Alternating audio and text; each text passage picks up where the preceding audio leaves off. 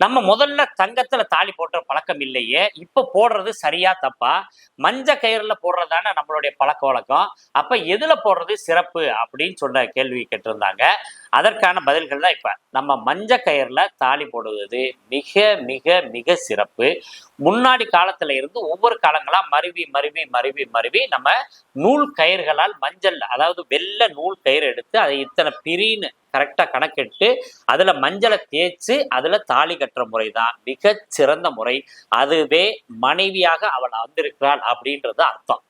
இப்ப தங்கத்தை கொண்டு வந்து அப்படி கழுத்துக்கு மேல போட்டா இது மனைவியாக அர்த்தம் இல்லை. அவதான் உங்களுடைய மனைவி அப்படின்றதுக்கு உண்மையான அர்த்தங்கள் கிடையாது.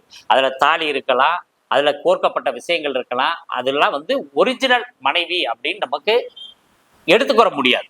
ஏன்னு கேட்டீங்கன்னா மஞ்ச கயிறு மூலமா தாலி கட்டுவது தான். அதுல மஞ்ச கயிறு, அதுல தாலி கோர்த்து அது சாஸ்திர ரீதியாக அது கூட ஒவ்வொரு பொருட்களையும் சேர்த்து நம்ம தாலி கட்டி இது பண்ணுவாங்க. அதுக்கு பின்னாடி மஞ்ச கயிறுல கட்டினதுக்கு பின்னாடி தார தோஷமோ அல்லது மங்கல்ய தோஷமோ இருக்கிறவங்க என்ன செய்யலாம் அப்படின்னு பார்த்தீங்கன்னா, அதை தங்கத்துல மாத்திக்கொள்ளலாம். தாலி பெருக்கி போடுற பழக்கம் இருக்கு இல்லையா, அப்ப அதை பெருக்கி போட்டு அந்த மாதிரி போட்டுக்கிட்டு அதுக்கு பின்னாடி ஒரு சரணு மாதிரி ஒன்று போட்டுக்கிறது தோஷத்தை குறைக்கும். சரி,